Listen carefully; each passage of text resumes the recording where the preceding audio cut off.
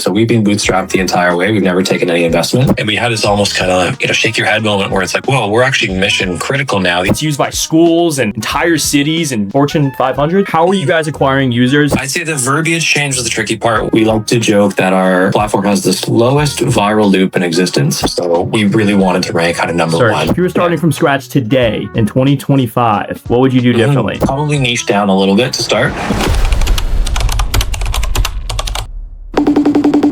Wait, are you Andrew Cross, the guy who turned college scavenger hunts into one of the most creative platforms for real-world engagement? And it's used by schools and entire cities and Fortune 500s? Is that you? Yeah, you got me. Well, Andrew, I had to call. So Goosechase started as a fun team-building tool and has quietly evolved into one of the most interactive experience platforms that nobody really saw coming. So if you don't mind, I would love to unpack how this all got started, how you scaled it, and how you got to where you are now. Yeah, sure. Sounds good. Amazing. So first off, I guess just take me back to 2011. So what was going on then? What was the original idea? And what was the problem you were trying to solve? Yeah, that's a long way back now, but I think that was back in the day, and I hate to say it, but BlackBerry was actually one of the dominant phones. So it really takes us back to how far we were going. Data plans were measured in megabytes, and no one had really thought of using smartphones as a way to improve the scavenger hunt. People were still running around with like digital cameras and uploading them manually to computers at the end of it. And we kind of went, what's going on here? Why don't we just take photos on a phone, do it all automatically? Away we go, and the points tally automatically. And it was just something that no one had really put together before. And I still say we were way too early, because people would come to us afterwards sometimes and be like, my whole data plan's gone from doing this. But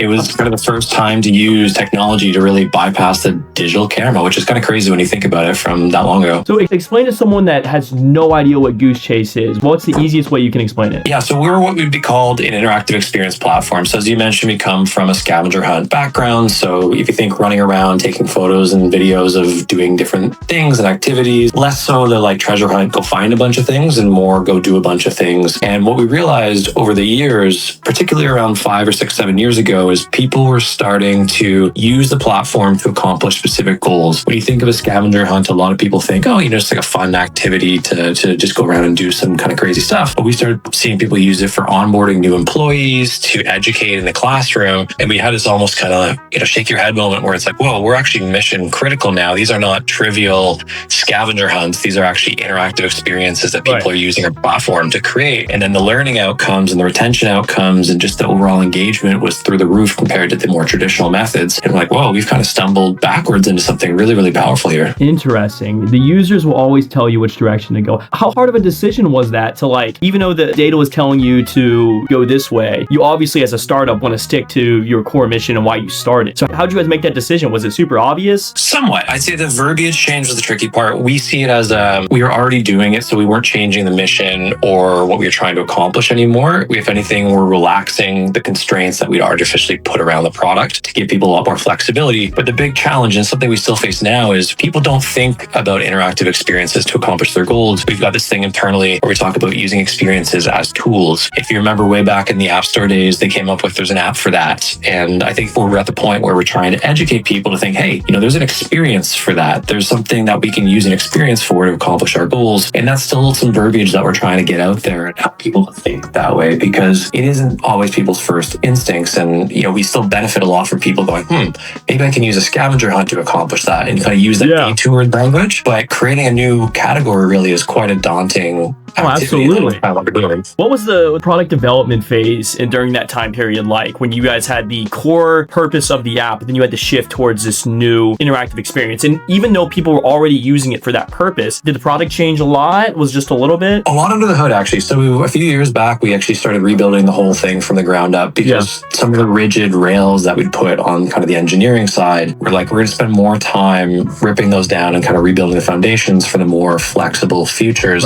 We actually see our platform as a bit of like a no-code platform to create experiences with. And because of how strictly defined the scavenger hunt model was, taking something down and rebuilding in a different direction, and also on a platform that was quite old, it was actually easier for us just to kind of bite the bullet and rebuild a much more flexible foundation. So people didn't necessarily see it on the surface. We tried to make it really fluid for our customers, because we didn't want to isolate them and they log in one day and it's something completely different. But under the hood, we had to change a whole bunch of different things and kind of rebuild it from one up. Okay, so as far as user acquisition, so let's talk before the shift. How were you guys acquiring users, and then was it the same strategy after, or was it performance marketing, ASO? How were you acquiring users? We realized early on that we do best when people are looking for scavenger hunt app. That was like our key term. So we really wanted to rank kind of number one for that. We also found more kind of direct attempts didn't really work because someone needed to be in the headspace of, I want to do something kind of more fun and interactive to accomplish my goals. And people coming to us by thinking, scavenger hunts were like almost there. They're as bottom as funnel as you can get. But teaching people to think about, I'm just comfortable doing it the way I've always done, they don't always want to think about a different way to do so. However, going down the interactive experience platform path has kind of forced us to go down that path regardless, because we're trying to make a category, make people think in terms that they're not thinking already. We still definitely benefit from people searching for scavenger hunt app. Absolutely. But the market size is too small for the people who are already thinking about that. We need to really educate the world. Still, performance marketing a little bit. SEO is big for us. Honestly, word of mouth is huge. Right. We like to joke that our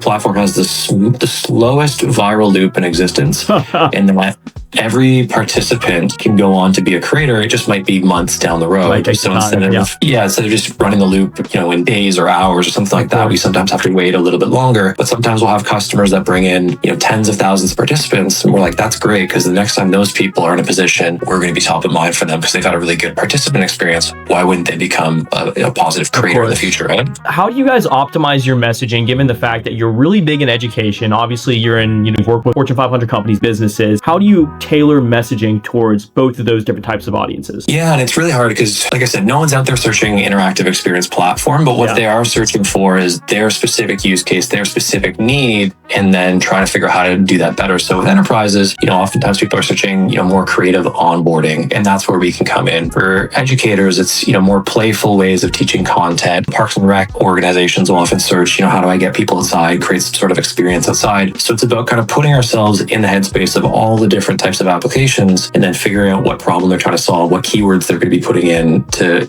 identify their problem in a way that we can actually present our platform in a way that they can be like, oh yes, this makes sense. I can create an experience to teach my students this certain topic, and then it makes sense to them in their world. But if we go too big with these kind of big, high notions of what we're trying to build, we're just going to lose people. Understood. And that is something that we've seen with other platforms that have kind of created categories. Like Notion, I still find really hard to explain what it is and why it's so great. Yeah, you only need to translate it into, we use it for this specific thing, and it's great because of X, Y, and Z. So that's kind of the mental model we try to take, is translate all the things we can do into the subset that specific user can benefit from. I see. So in both of those different industries that we talked about, so B2E, B2B, how are you thinking about monetization? Is it the same across the board? Do you guys test out different pricing models? How do you guys monetize? We're fortunate that even though we work with a lot of different people, like education and enterprise are very different in many ways. They all actually still follow the kind of B2B to C model. Got it. And that the creator is ultimately the one that we kind of work most closely with. They're the ones creating the experience. They're the ones that will ultimately pay for the platform. And then all of the participants, whether that's employees or students or just the general public, they're accessing the experiences for free. Gotcha. So that kind of works well there, and that there's incentives aligned. Ultimately, even if the creator is our ultimate customer, they're only happy if their participants are happy.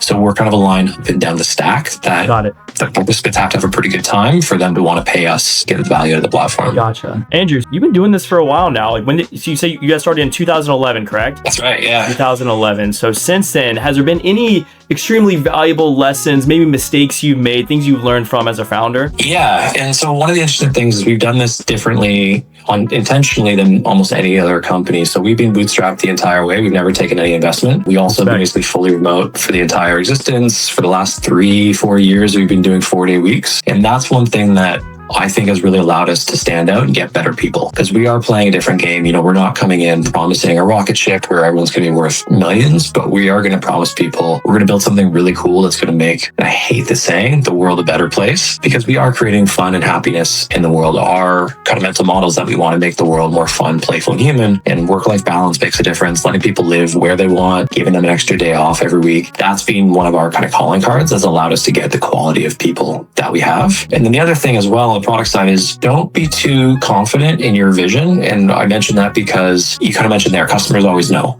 And for us, it's only by stepping back and not being kind of narcissistic visionaries that we were able to say, like, what are our customers telling us? Oh, they're using it this way.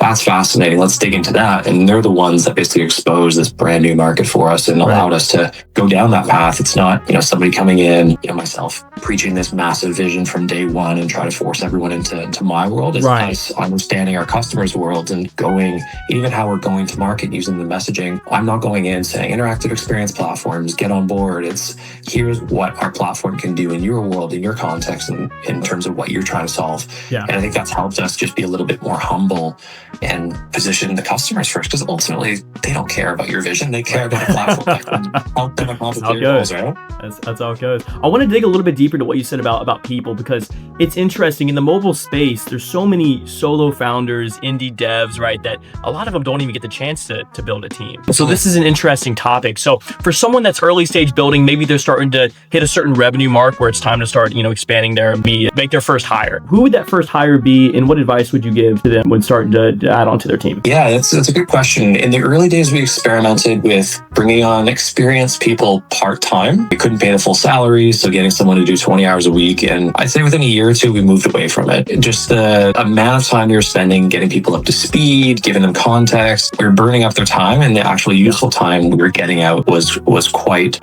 minimal at that point. So I moved in another direction, which is maybe slightly more raw people, but that had all the attributes in the world to be one of those top-notch people. Give them a little bit more time to kind of learn and grow and kind of grow on the job. And that proved to be super, super valuable. One of our earliest hires basically created the entire education market out of nowhere. His mom was a teacher, his sister was going to teaching school. It was a passion of his, and we just kind of plopped him down and said, go figure that side of it out. And, he learned how to code a little bit. And so he was just doing the whole thing. And that's created one of our most valuable markets. So definitely take a chance on the raw people, but who have a kind of a passion and are scrappy, and also just very intelligent people, because it takes a lot of creativity and intelligence to like put a bunch of pieces together. Love it. But give them a chance. Yeah. Got it. So if you had one general piece of advice, maybe a gold nugget that you would like to leave an early stage founder, what would that be? Oh, that's a good question. I would say you need to believe that what you're doing has the potential to be big and valuable and appreciated by society, but don't get drunk on chasing the biggest absolute thing on day one. There's a lot of kind of meandering. The reason why we were bootstrapped actually in the early days is because the investors we talked to were like, this is too small. And then look at us now where we're playing in a very, very large market that everybody would be kind of yapping to get at.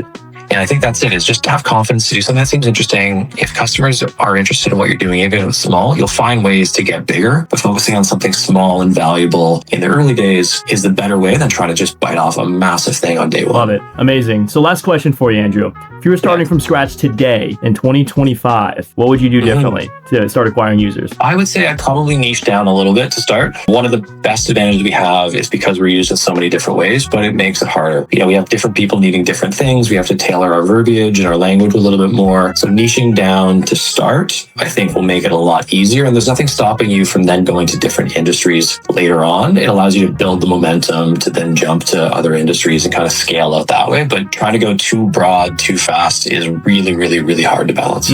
Love it. All right. So where can everyone tap into Goosechase? Where can they get started with the first scavenger hunt? Yeah, if you go to goosechase.com, you can sign up for free. We've got a kind of a freemium tier where for 3 teams or less, you can just play around with it. A lot of people use that and never really move beyond it, and that's fine with us. So we'll play with that. If you need more, you can find a solution that works for you, but head to goosechase.com and check it out. All right, Andrew, really appreciate it. I'm going to go, some people might see me running around Nashville on my first scavenger hunt, so I'll keep you in the loop. Good. All right, thanks, man. Appreciate it. See ya. Bye.